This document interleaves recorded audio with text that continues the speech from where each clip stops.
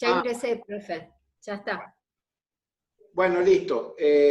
Decía que la asignatura se compone de dos grandes partes. La parte de microeconomía, que refiere a las actividades, yo siempre me gusta decir tranqueras adentro, ¿no? Son las decisiones económicas que tomamos individualmente. En nuestro caso, individualmente es hacia adentro de la empresa agropecuaria. Pero también son las decisiones que ustedes toman como consumidores en sus casas, en su familia y todos los días, cuando deciden cómo van a administrar su economía. Son decisiones microeconómicas, ¿sí? Para nosotros microeconomía va a ser todo lo que pase y las decisiones que se tomen hacia el interior de la empresa agropecuaria, ¿sí? Temas de costo, temas de la función de producción, temas de oferta y demanda, todos esos son elementos que le van a permitir a los profesionales que van a ser ustedes y a los productores tomar decisiones de producción, decisiones de aplicación de insumos, decisiones de comercialización, etc. Y la otra parte de la materia refiere a todas las actividades microeconómicas de todos los agentes microeconómicos que integran la economía de un país. Y ahí ya hablamos de actividades agregadas, de funciones agregadas. Entonces, la macroeconomía va a estudiar, ¿sí?, el conjunto del funcionamiento de la economía que suma todas las actividades de los agentes. Ya vamos a ver quiénes son los agentes. O sea que vamos a ver una situación a nivel país, a nivel global o a nivel provincial, lo podemos hacer, pero en este caso lo vemos en conjunto como economía de un país, ¿sí? Así está orientada la materia. ¿Quiénes toman las decisiones macroeconómicas? Las toma el gobierno, el Poder Ejecutivo, a través del Ministerio de Economía y de los distintos ministerios que tiene el Poder Ejecutivo a nivel nacional. Entonces, ahora les voy a compartir un material para que vamos siguiendo ese material y a través de él vamos charlando un poquito.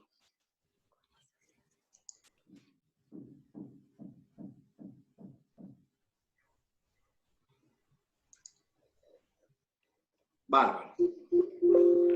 Bien, entonces estamos en la parte introductoria de la materia. ¿Qué tema vamos a ver en esta sesión? El concepto de macroeconomía, que ya lo venimos charlando, el objetivo de la macroeconomía, ¿sí? ¿Qué herramientas tenemos? ¿Qué tipo de políticas existen? ¿Qué indicadores o variables, ¿sí?, son las que se monitorean? ¿Quiénes están a cargo de llevar la contabilidad nacional? Y vamos a llegar a la idea del producto nacional. Eso vamos a ver ahora y comenzamos. Entonces, hay una definición muy sencilla, ¿sí? La macroeconomía es el funcionamiento de la economía en su conjunto. O sea, está integrada por todas las acciones de los agentes que participan de una economía. Las decisiones micro se integran en una macroeconomía. El objetivo es obtener una visión clara y simple del funcionamiento de la economía para poder actuar, para que el gobierno o las autoridades de aplicación puedan actuar en consecuencia para modificar o encaminar la economía de un país. Le aclaro que no siempre lo consiguen, digamos. No es tan fácil.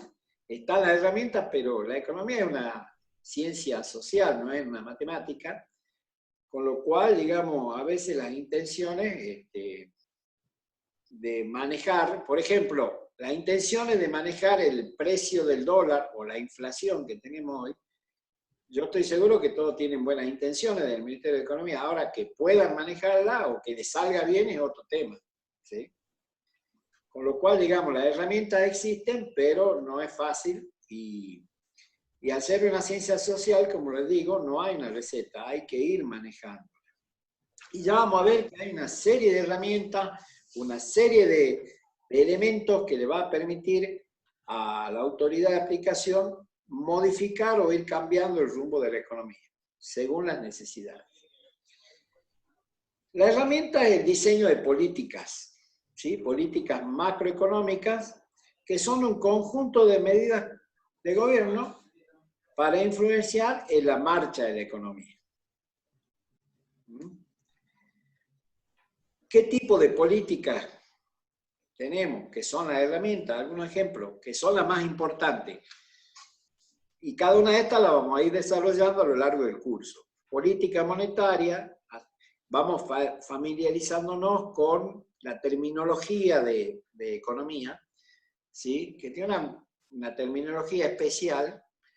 Vamos aprendiendo el lenguaje. Política monetaria, política fiscal, política cambiaria, política de oferta y política de ingreso. Brevemente les explico para que, bueno, qué serán todas estas cosas. La política monetaria refiere al manejo de la cantidad de dinero, de moneda y billete que circulan en la economía y que es responsabilidad del Banco Central de la República Argentina. El Banco Central es un organismo autónomo, pero vinculado al Ministerio de Economía.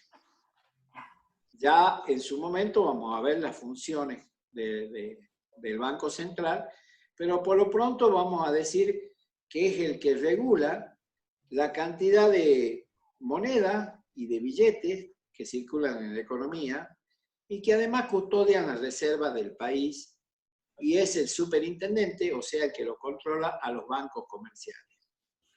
Todo eso es política monetaria y está basada en el manejo que realiza el Banco Central de la República Argentina. La política fiscal la maneja el Ministerio de Economía de la Nación y tiene que ver con dos elementos clave. La recaudación, que se hace a través de los impuestos, y lo vamos a ver enseguida, y cómo va a gastar, o sea, cómo va a aplicar esos recursos en la sociedad, para qué lo va a aplicar y cómo lo va a usar. Eso es política fiscal. La política cambiaria tiene que ver con el precio de una moneda extranjera en nuestra moneda, o sea, en pesos. Hoy hablamos del dólar, que es básicamente la moneda internacional. Entonces, la política cambiaria va a definir cuántos pesos vale un dólar, ¿sí? Y eso va a tener mucha influencia en la economía y lo vamos a ir viendo más adelante.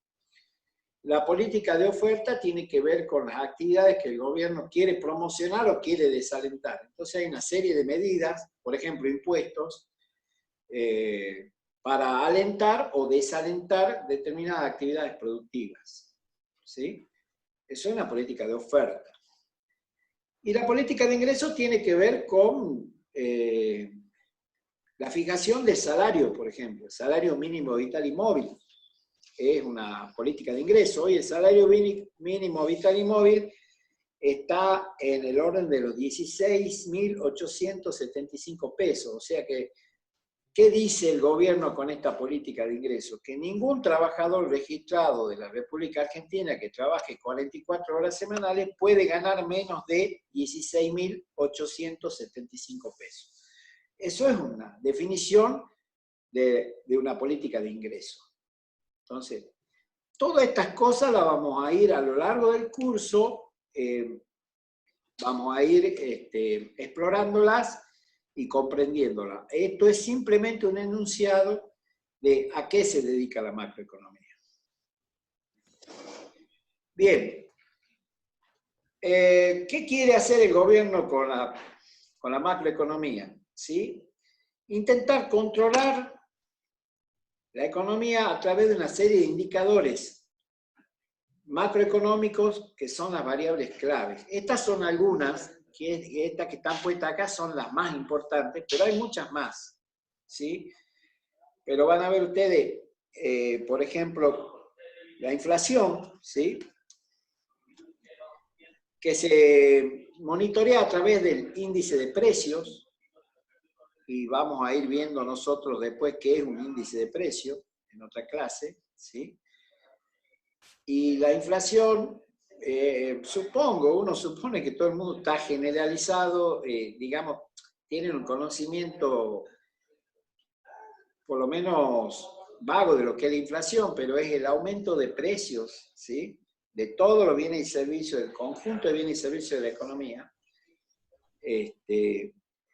Y para darles un dato simplemente ilustrativo, en su momento lo vamos a ver con más detalle, la inflación del año 2019 fue de casi el 54%, 53,8% para ser más preciso. Quiere decir que medida la inflación de enero a diciembre de 2019, del 1 de enero al 31 de diciembre de 2019, la suba de los precios de todo el conjunto de bienes y servicios de la economía acumuló un incremento, o sea, una suba de casi el 54%. ¿Sí? O sea que lo que costaba 10, hoy cuesta 105, hoy cuesta 15. ¿Sí? Para decirlo de esa forma. Otra, bueno, este entonces es un indicador, ¿sí? Una variable clave para el gobierno, que se monitorea permanentemente. Y se pueden tomar medidas para controlarla, y vamos a estudiarla esa medida a lo largo del curso. Pero no es fácil, como verán, está media descontrolada, ¿sí? La inflación en lo que va del 2020, o sea, enero, febrero y marzo, porque la inflación de abril todavía no se publicó, siempre se publican los primeros días del mes siguiente, y a esta altura yo calculo que esta semana el INDEC, el Instituto Nacional de Estadística y Censos, que es el que lleva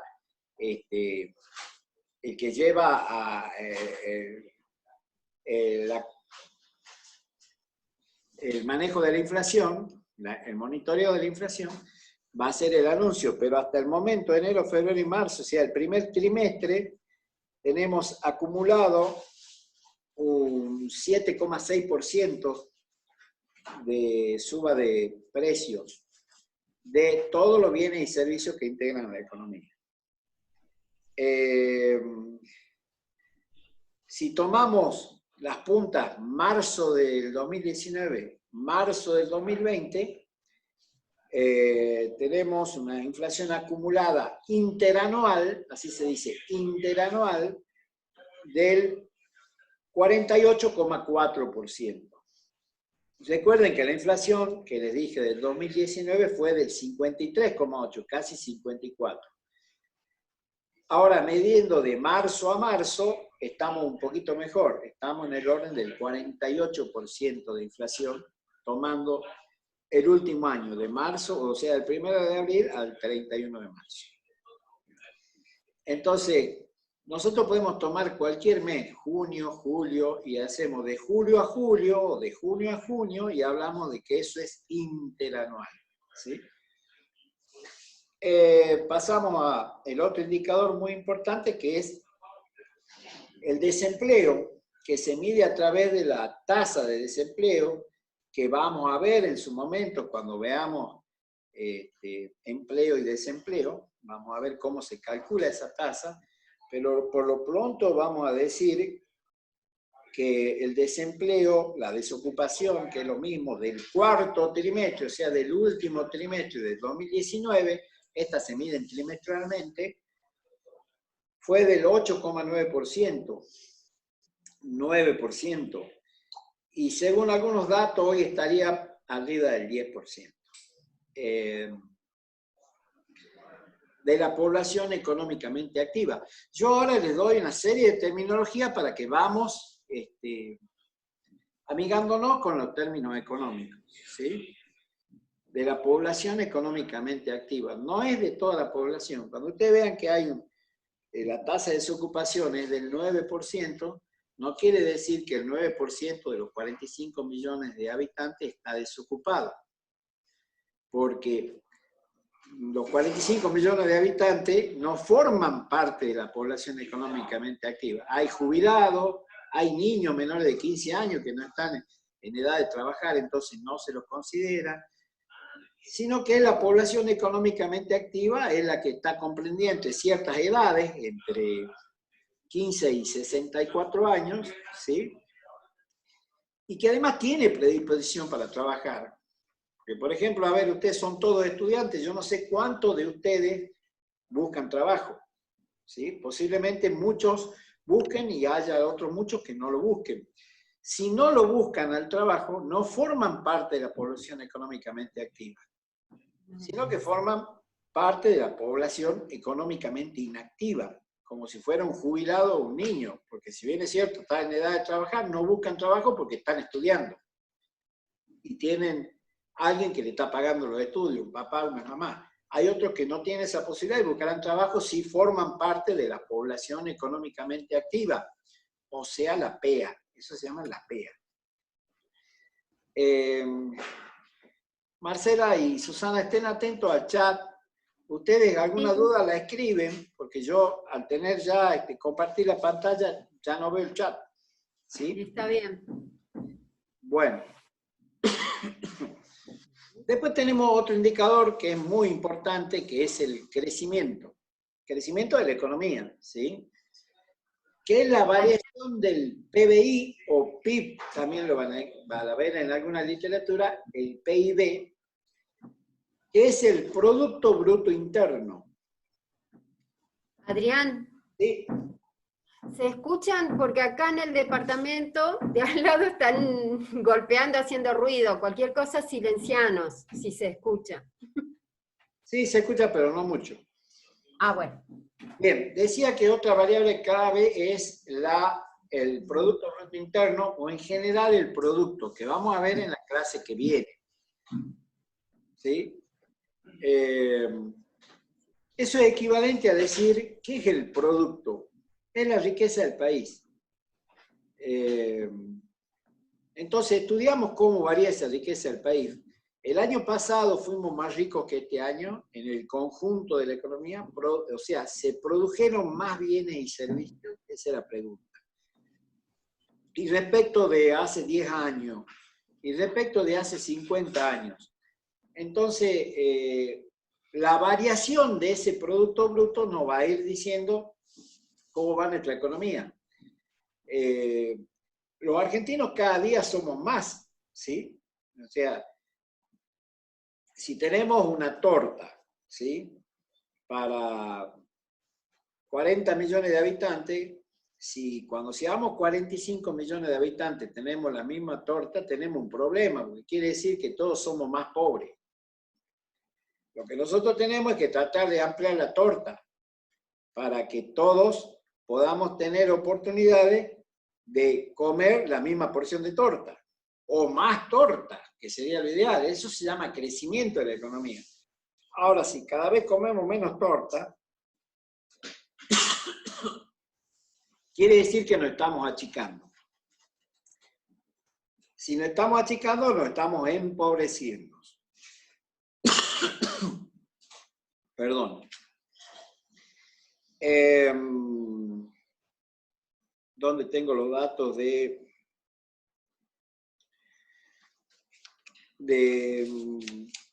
PBI?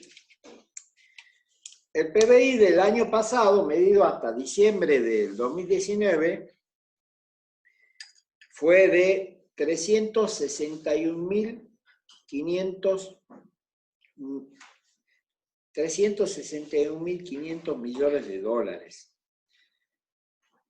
Se lo transforma en dólares porque es, primero, que representa una cantidad que se puede manejar dentro de la imaginación de uno. Y segundo, que nos permite compararnos con cualquier otro país del mundo. Si todo el mundo lo calcula en dólares, somos todos comparables. En pesos, es una cifra que uno, al menos a mí, no se me ocurre, no me entra en la imaginación, que la riqueza argentina que produjo Argentina, o sea, en todos los bienes y servicios que produjo la economía, alcanzó los 21,65 billones, con B, billones de pesos. Cada millón es 1.000.000 de millones, ¿sí? O sea que son cifras inmanejables. Si uno la quisiera escribir, no le alcanza la hoja. Por eso también nos vamos a manejar para hacernos la comparación como se hace internacionalmente, que es la transformación de esos pesos en dólares. Y en dólares representó 361.500 millones de dólares, medidos al cambio al tipo de cambio del 31 de diciembre del año 2019. La mala noticia es que el año 2019 respecto al 2018, el PBI acumuló una pérdida de 2,2%, o sea, la torta se empezó a achicar un 2,2%. Y ya del 2017 al 2018 la torta se había achicado un 2,5%. O sea que en 2 años, desde el 2017 al 2019, la torta se contrajo un 4,7% y la población sigue creciendo a razón del 2% anual. Con lo cual, todos somos más pobres que en el 2017. En promedio, ¿no? Siempre la economía maneja promedios, ¿sí? Para este año se espera una caída del Producto Bruto Interno 2020 respecto al Producto Bruto Interno 2019 de más o menos el 5 al 5,5%. Quiere decir que la torta se va a achicar algo más de un 10% en los últimos 3 años. Y nuestra población habrá crecido en los últimos 3 años y todos seremos un poco más pobres. Con lo cual, no son buenas noticias. Entonces, el PBI va a ser un indicador que vamos a ir monitoreando para ver si somos un poco más ricos o un poco más pobres cada día, ¿sí? Argentina en este momento ocupa el lugar 73 en Producto Bruto Interno per cápita, se dice, o sea, por cada habitante, porque una medida internacional para poder comparar es tomar el producto en dólares y dividirlo sobre la cantidad de habitantes, que somos hoy 45 millones. Con lo cual, estamos en el lugar 73. Y eso es la mitad de la tabla, más o menos, ¿sí? Y creo que somos un país lo suficientemente rico como para no merecer estar tan lejos, digamos, ¿sí? Para que tengan una idea, en dólares el Producto Bruto per cápita está alrededor de los 10.500 a 11.000 dólares por argentino y por año, ¿sí? Por supuesto, alguno estará diciendo, che, ¿dónde están los míos? Porque yo no gano esa cifra por año. Pero bueno, estamos hablando de un promedio aritmético, o sea, tomamos la cantidad de riqueza dividida la cantidad de habitantes y nos da un número promedio. Quiere decir que por sobre ese nivel de ingreso hay una curva de Gauss, ¿sí? Una campana de Gauss, ¿sí? Arriba de ese nivel de ingreso hay una parte de la población y por debajo de ese nivel de ingreso hay otra parte de la población. Y ya vamos a ver qué significa ser pobre, qué significa ser indigente. Ahora vamos a verlo a continuación, por lo menos en la introducción. Otra variable que va a monitorear, otro indicador clave, es el déficit o el superávit fiscal, ¿sí?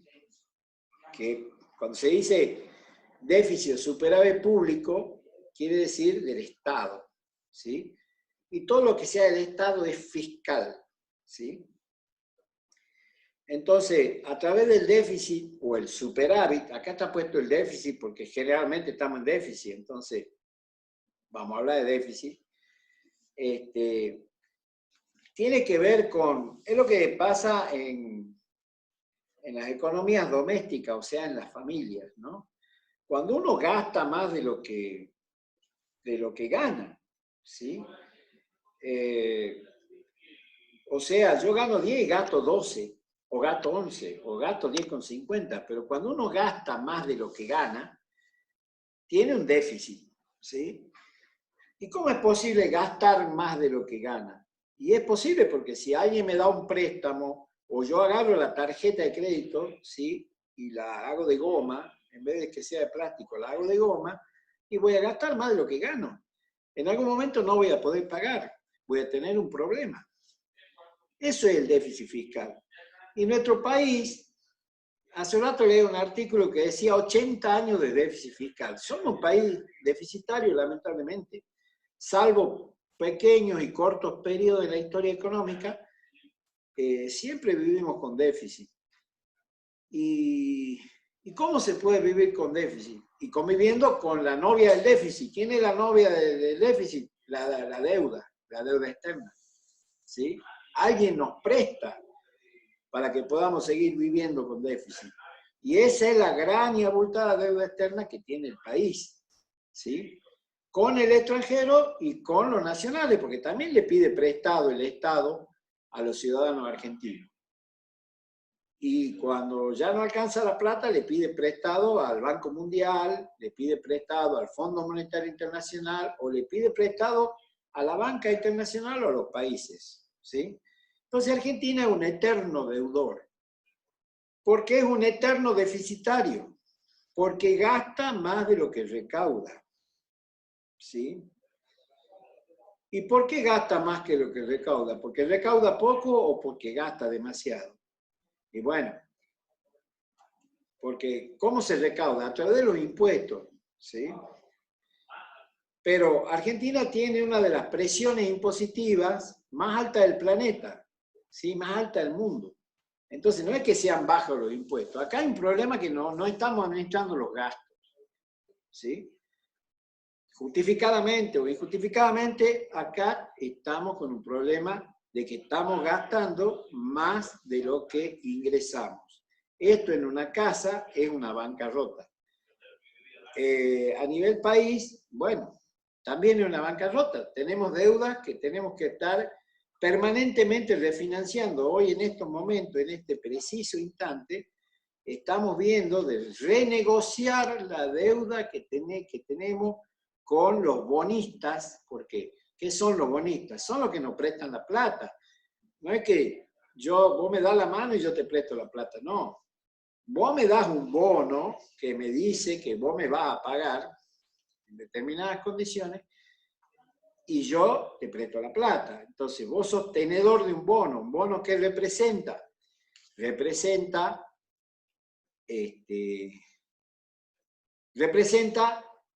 la cantidad de deuda que yo tengo en la calle, ¿sí? Puede ser bonos argentinos, que hay millones de series de bonos, o bonos extranjeros. En este momento estamos en un proceso, el gobierno está en un proceso de renegociación con los bonistas extranjeros. Entonces ustedes van a escuchar hablar que entramos en default, no entramos en default. Default quiere decir, default es cuando vos decís, che, no te voy a pagar. O sea, decir, no te voy a pagar, desconozco tu deuda, no te puedo pagar, no te pago. Bueno, eso en el lejano oeste se resolvía a los tiros, ¿viste? Pum, te metía un pistolazo y listo, te morías. Bueno, en la economía eso se resuelve con otras medidas que tienen que ver con el riesgo país, con que los inversores no van a venir nunca más a Argentina porque se sienten estafados. Una serie de cuestiones que tienen que ver con la política. Sí, Marcela. No está saliendo tu audio. A ver.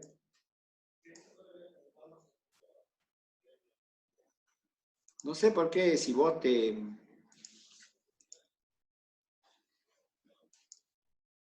No sé si vos te autocallaste. Sí, así fue. Lo silenciamos porque había mucho ruido. Una pregunta, consultan si puede ser que en el 2002, gracias al tipo de cambio que teníamos favorable, hubo superávit fiscal Dice fundamentalmente por la En realidad soja. el fiscal no. El superávit comercial. Sí. Claro. Porque En el 2002 no, precisamente porque en el 2002 veníamos de una caída brutal del Producto Bruto Interno del 15% por la crisis del 2001. Y el dólar costaba, acá me están mostrando, 4 pesos con 80 en ese momento, que tan lejos, ¿no? Hoy estamos casi en los 70 pesos. No en el 2002 precisamente, pero sí a partir del 2004, 2005, sí, eso suponíamos. 2007, gracias al viento de cola, como dicen los economistas, que tuvimos con el precio internacional de la soja, y Argentina es uno de los principales exportadores de soja, el número 1 en aceite de soja, sí, tuvimos muchos ingresos fiscales por las exportaciones. Y tuvimos, creo que razonablemente administrado, y tuvimos superávit fiscal. Pero son las islas. En 80 años este país tuvo eso. 3, 4 añitos de superávit y 20 años de déficit. 3, 4 añitos de superávit y 30 de déficit. Normalmente somos deficitarios. Sigo viendo algún otro indicador. ¿Vos podés ver el chat? ¿O están mandando? No, porque lo tengo... ¿Lo leemos? Sí, dale. Sí, antes de pasar a otro tema. Dice, profe, en política cambiaria veremos los tipos de dólares, porque estoy confundida con el dólar oficial, el dólar con, ¿viste? Blue, el dólar... Ahora llegamos al tipo de cambio como indicador y yo lo explico un poquito mejor. Está un poquito más abajo. Y te leemos la última pregunta si vos te vas manejando. También dice, por las caídas de la venta de Brasil, supongo que debe ser que el déficit de la balanza comercial. Ahora voy a hablar, mira, justo el indicador que viene es déficit y superávit externo. O sea, cuando hablamos de externo, hablamos con el resto del mundo. Y que se maneja a través de un documento contable que se llama balanza de pagos, y que vamos a ver enseguida de qué se trata la balanza de pagos, porque vamos a iniciar con eso. Perdón, esa es la clase que viene, ¿sí? Pero en definitiva, la balanza de pago es una balanza que nos dice, por un lado, la cantidad que le vendemos al resto del mundo, o las cantidades que prestamos, que vendemos, y las cantidades que nos prestan y que nos venden. Y ahí se forma una balanza, ¿sí? Entonces, esa balanza puede ser superavitaria, como es en este caso, ¿sí? Como ha sido en el año 2019, o puede ser deficitaria, ¿sí? Puede ser que nos vendan más de lo que nosotros vendemos. Tengo los datos, ¿sí? Antes de hablar del déficit externo, debo decir, volvemos al indicador anterior, que el déficit fiscal de marzo fue de 1.850 millones de dólares. Todo esto también provocado por la pandemia y todos los gastos extras que ha tenido que incurrir el gobierno para poder superar esta crisis. Tengan en cuenta, a ver, todas estas tarjetas alimentarias, estos subsidios que están, no, son todos gasto público, porque es ayuda económica sin ninguna contraprestación de servicio, ¿sí? Entonces, estas son lo que en economía se denominan transferencias, que lo vamos a ver en la otra clase, pero que significan un gasto, ¿sí?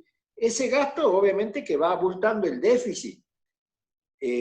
Solo en el mes de marzo, 1.850 millones de dólares, y siempre, cuando hablamos de déficit, superávit, siempre lo referimos a qué porcentaje del producto, ¿no? ¿Qué porcentaje de tu riqueza, digamos, para tener un comparativo?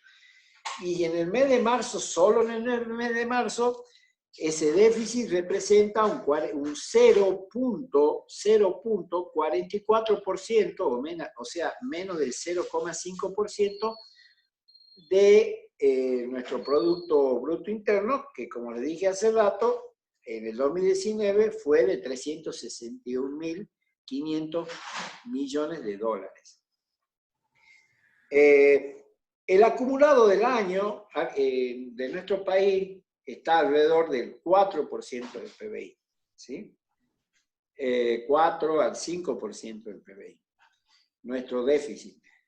Ahora, eso es fiscal, ¿sí? Y ya les dije a ustedes cómo se sigue viviendo con déficit fiscal. Siempre que tenga alguien que te preste, vas a poder seguir viviendo, ¿sí? Ahora vamos a la balanza de pagos, ¿sí? Que es nuestra relación económica con el resto del mundo, ¿sí? Que se registra, yo decía, a través de esa balanza, ¿no? Donde la parte comercial, que es la que a nosotros nos interesa, ya cuando veamos balanza de pago vamos a hablar un poquito más de esto, que es la clase que viene, donde la parte comercial nuestra ha sido este año superavitaria.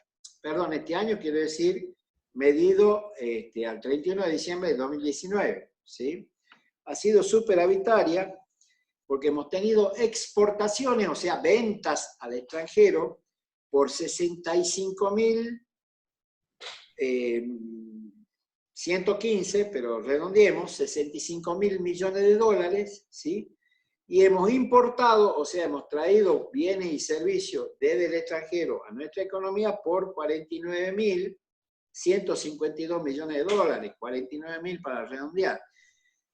Cuestión es que el saldo de la balanza comercial este año ha sido positiva, el año pasado, el 2019, fue positiva en 16.000 millones de dólares.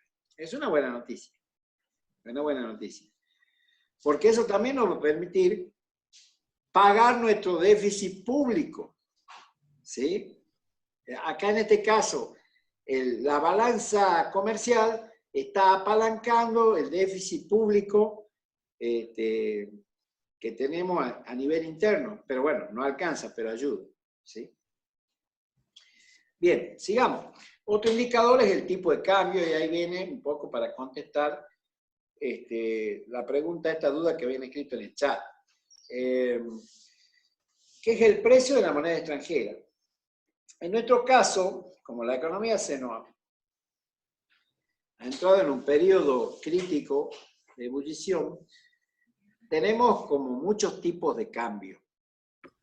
Pero acá lo completo es que el cambio oficial, ¿sí? Que es el cambio, a ver, ¿cuánto cuesta el dólar? Y bueno, normalmente es el precio vendedor del Banco de la Nación Argentina, que se toma como referencia hoy, hasta hace un ratito, y hasta mañana, a las 10 de la mañana, va a estar en 69,25. Digo hasta las 10 de la mañana porque a las 10 de la mañana abre el mercado cambiario oficialmente en el país y cierra a las 3 de la tarde. Entonces, el dólar oficial hoy está a 69,25. Ese dólar oficial es el que toma el gobierno, por ejemplo, para liquidar exportaciones o importaciones, ¿sí? Para el comercio exterior. Ese es el que vale. Los otros dólares son dólares que yo les llamo dólar especulación, digamos, ¿sí? El que quiere ahorrar en dólares, ¿sí? Ahí le han puesto un impuesto que se llama impuesto país, ¿sí? Del 30%, que sencillamente que dice el gobierno, che, si vos querés dólares, el dólar para comercio, el dólar para negociar en la economía cuesta 69,25, digamos 70. Si vos querés guardar dólares porque querés guardar en tu casa, bueno, para vos te va a costar 91. Tiene un 30% de impuesto. Ese impuesto es una medida, y ya avancemos un poquito con lo que son los impuestos, es una medida de tipo fiscal, eso es política fiscal. Le pusieron un impuesto a la compra de dólares, ¿sí? Y después tenés otros dólares, pero, bien, este dólar a 91 lo va a poder adquirir en cantidades limitadas de hasta $200 por mes. Y para nosotros es mucha plata, porque $200 por mes son 18.000 pesos. Yo quisiera poder comprar $200 por mes. No es el caso posiblemente de ninguno de nosotros que necesitemos ahorrar en dólares y más de 18.000 pesos por mes. Pero sí hay grandes movimientos especulativos de capital que quieren comprar mucho más de $200 por mes. Entonces ya aparece el dólar blue, que es el dólar del mercado negro, el dólar no registrado. Entonces hoy yo tengo dólares en mi bolsillo y me voy a una casa de cambio y me pagan 120 pesos, que es lo que vale el blue, ¿sí? Entonces hay grandes movimientos especulativos que van a pagar 120 pesos por un dólar. ¿Saben por qué? Porque creen que el dólar va a seguir subiendo. O porque se quieren llevar esas divisas, transformarlas en dólares para sacarlas del país. Bueno, estamos entrando en un tema de economía que no es un tema fácil de comprender. Esta parte no forma parte del cursado, pero sí forma parte de la vida, y es lo que hoy estamos viviendo. Y hay que estar informado, o sea, no se puede vivir en una burbuja, o sea, no se puede ser ingeniero agrónomo y no comprender estas cosas, digamos, ¿sí? Entonces, forma parte de la realidad. Hoy el dólar en el mercado negro está a 120 pesos, 122 pesos, tocó ayer, y la gente está dispuesta a poner 122 pesos para poder comprar más de $200, porque $200 yo lo puedo comprar a 91 pesos en un banco haciendo la operación electrónica, pero hasta $200, que para mí es suficiente, pero para muchos capitales, muchas empresas, muchos bancos, muchas financieras, $200 no existen. Ellos compran de a $2 millones y van al mercado negro a pagar eso, ¿sí? Y es parte de la historia de nuestra decadencia el tema de la especulación financiera. Porque si esos capitales se pusieran al servicio de la producción, nuestra torta, volvemos al tema de la torta, nuestro PBI, lo pongamos a producir, desmontemos hectáreas, alambremos, compremos ganado, hagamos feedlot, compremos maquinaria agrícola, movilizamos la economía con todos esos capitales y crecemos. La economía financiera no es una buena noticia, porque es especulativa y no está al servicio de la producción. Si no está al servicio de la producción, no está al servicio del PBI. Y si no está al servicio del PBI, no está al servicio de la riqueza de todos, sino a la riqueza especulativa de unos pocos, ¿sí? Todo esto tiene que ver con cuestiones políticas, cuestiones personales, cuestiones de convicciones incluso, que por eso te decimos, la economía es una ciencia social, no todos pensamos de la misma manera, y está bien que así sea.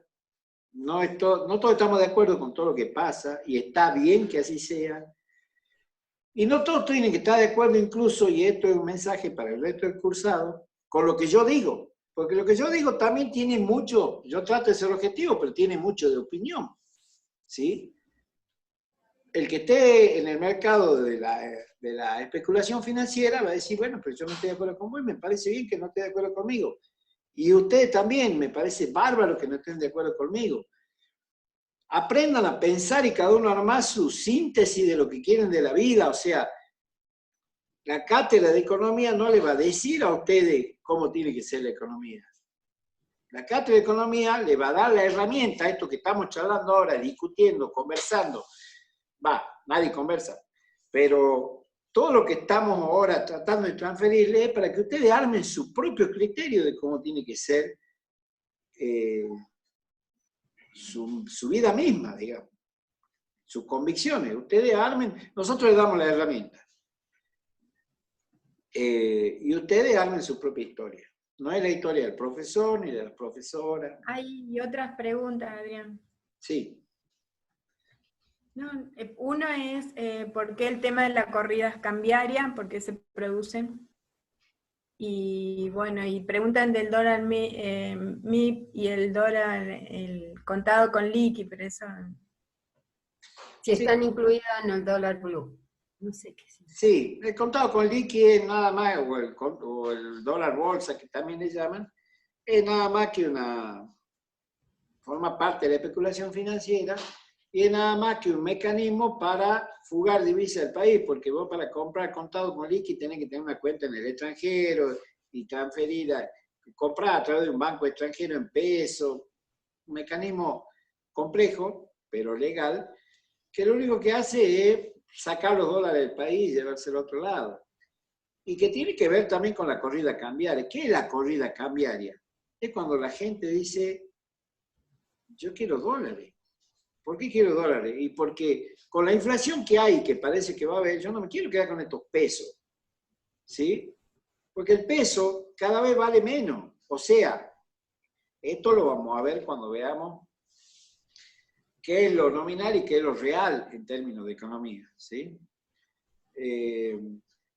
100 pesos de hoy, ¿sí? Eso es nominal, no valen lo mismo que 100 pesos del año pasado, de hace un año. Eso es también nominal. 100 pesos del año de 2019, el billete moradito, ¿sí? San Martín, no sé quién está ahí, no, ahora hay animales, bueno.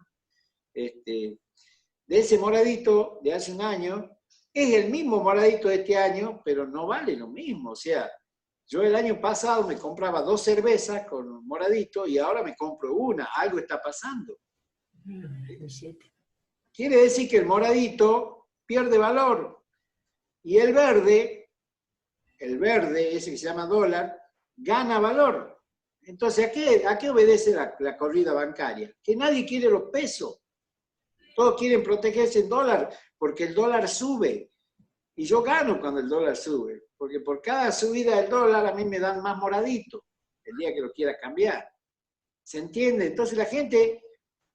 A ver, la especulación no solo es de las grandes empresas, ni de los grandes capitales, ni de los grandes bancos. Si a mí me sobra 500 pesos por mes, yo tengo 2 opciones. Yo quiero ahorrarlo. Me voy al banco y constituyo un plazo fijo que hoy está pagando el 25% anual, ¿sí? O sea que esos 500 pesos se me van a hacer 625 pesos a lo largo de un año, se va a ganar 125 pesos, o me compro un dólar a 91 pesos, que dentro de un año posiblemente esté a 140, 150. ¿Y mi ganancia cuánto ha sido? El 50, el 60%. La gente hace estos mismos cálculos. ¿Para qué te va a ir al plazo fijo en pesos si el dólar vos lo metés en el colchón y dentro de un año va a tener un dólar que va a ser 15 moraditos y vos lo compraste a 9 moraditos? Quiere decir que ganaste 6 moraditos de camino que en el banco no lo vas a ganar. Entonces, la especulación también es propiedad de la familia, de las personas de carne y hueso como ustedes y como nosotros. O sea, yo si tengo plata que me sobra voy a comprar dólares. ¿Por qué? Y porque yo protejo mi economía familiar. Entonces, la corrida cambiaria es cuando todos desconfiamos de nuestra moneda y nos vamos a buscar activos más seguros y más rentables, porque nuestra moneda se deprecia por la inflación. El moradito de hace un año no compra lo mismo que el moradito de este año. Entonces, se ha depreciado la moneda. Entonces, consecuencia de eso, si yo tenía un verdecito de hace un año, son mucho más moraditos este año, o sea, gané plata. Entonces la gente va a buscar activos seguros. A ver, acá tenemos la gimnasia del dólar, pero en otros países se compra oro. El oro hoy está a $1.350 la onza, o sea, altísimo. ¿Sí? Acá no hay gimnasia de comprar oro, pero vos podrías comprar oro. ¿Y por qué va a comprar oro? Y porque yo no confío en el activo financiero que es el peso argentino, porque se desvaloriza cuando el oro sube o el dólar sube. Entonces la gente protege su ahorro en otros activos financieros. Por ahí estamos ya hablando cosas que hay que conocer, que ya exceden a este curso, pero está bueno que las charlemos y las vamos a seguir charlando, porque el productor en algún momento, vos cuando seas profesional, te va a decir, che, ¿qué hacemos? ¿Sembramos, no sembramos, compramos dólares, sembramos soja, sembramos maíz, ponemos plazo fijo la plata? Te va a pedir una opinión. Y vos tenés que estar, decir, bueno, ¿cuál es de todas esas actividades la que más dinero me rinde? El productor te contrata a vos como ingeniero agrónomo para que le hagas ganar plata, no para producir bonito, sino para que gane plata. O sea, el productor produce para ganar plata. Y nosotros para ganar plata tenemos que estar al corriente de todas estas cuestiones. Por eso es que la economía, si bien es cierto, ¿qué tiene que ver la economía con la agronomía? Es decir, yo vine a estudiar agronomía, yo quiero las plantas, la clorofila, la fotosíntesis, la mitocondria. Y te encontrás con química, con física, con economía, que son cosas extrañas a lo que yo venía a hacer, pero que realmente se complementan con todas las necesidades que tiene el profesional en la calle el día de mañana. El tipo, cuando vos seas asesor de un campo, te lo pregunta, ¿qué hacemos? ¿Soja o maíz, ingeniero? Y vos decís, bueno, ¿cuál es más lindo que el otro? A mí me gusta más el maíz porque es más alto. No. Vos tenés que decirle por qué va a hacer soja y por qué va a hacer maíz. ¿Cuánto va a ganar? ¿Cuántas son las expectativas de uno y cuántas son las expectativas del otro? ¿Cuál es el precio internacional? ¿Cuál es el precio de la Bolsa de Comercio de Rosario que tiene uno y que tiene otro? ¿Cuáles son los rendimientos? ¿Cuáles son los costos? Y en función de eso decir, tomemos esta decisión. No es cuestión de solo saber sembrar, fertilizar y curar las enfermedades. El tipo quiere ganar plata. Para ganar plata hay que tomar decisiones económicas, microeconómicas, que tienen que ver con todo el contexto macroeconómico. Porque cuando yo digo cuánto cuesta el dólar, cuánto cuesta la Bolsa de Comercio de Rosario, el cereal, estoy hablando de cuestiones macroeconómicas, pero que me sirven para tomar decisiones microeconómicas. ¿Se entiende la idea? Entonces, para eso estudiamos economía. Economía general, que es este curso. Las profes, la Susana y Marcela van a estar con ustedes acompañándolos en economía agraria. Después tenemos administración.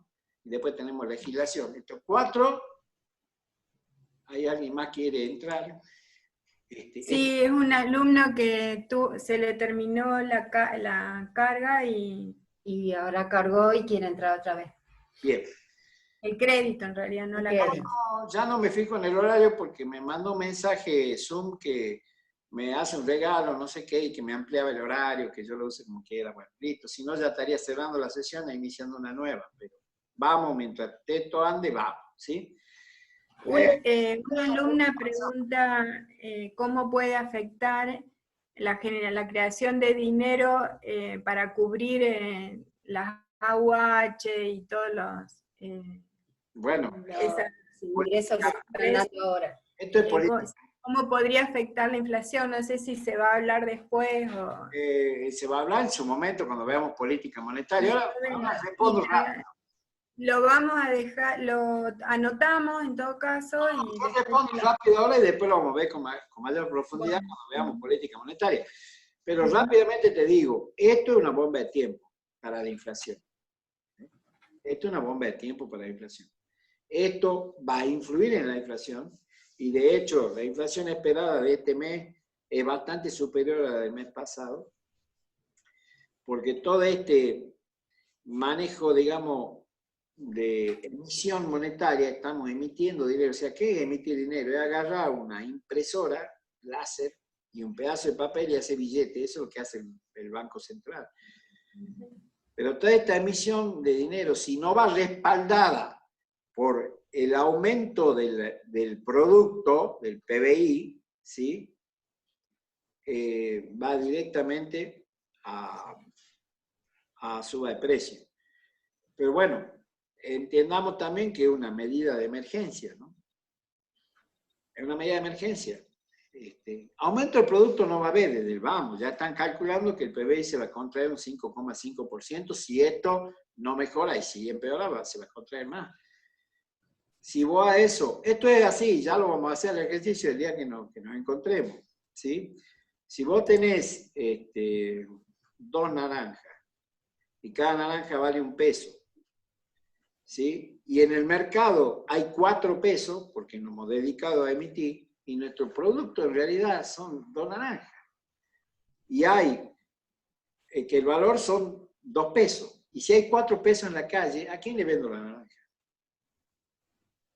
Hay 4 alumnos de acá que tienen 1 peso. Y yo tengo 2 naranjas para vender. ¿A quién creen que yo le voy a vender la naranja? ¿Al más joven? ¿Al más bonito? ¿Al más simpático? No, le voy a vender a quien me pague más, ¿sí? Yo tengo 2 naranjas y hay 4 demandantes de naranja, y bueno, ya no vale 1 peso. ¿Quién está dispuesto a pagarme 2 pesos? Y algo no va a haber. Entonces, ¿qué es eso? La inflación. ¿Qué está pasando con la coca? Ahora con lo que coquean, ¿sí? 20.000 pesos cuesta el kilo de coca. Ya, todo el mundo dejó de coquear, incluido yo. ¿Por qué sube la coca? Y porque hay muchos que demandan coca y no hay coca en el mercado. No hay coca en el mercado porque está cerrada la frontera. Entonces, la poca coca que se puede contrabandear, porque se contrabandea, ¿a quién se la vendo? Y al que esté dispuesto a pagar 20.000 pesos el kilo. Y si yo estoy dispuesto a pagar 10.000 pesos el kilo, bueno, me quedo sin coquear, eso es todo. Entonces, esto de la emisión tiene el mismo efecto. Hay mucha más plata que producto en la calle. O sea, no es que hay, va a haber, que sí, hay. Entonces, Emil, yo creo que está saludando. Gracias. Chao, chao. Chao, Chao, hasta saludos. luego. Nos vemos. El próximo jueves.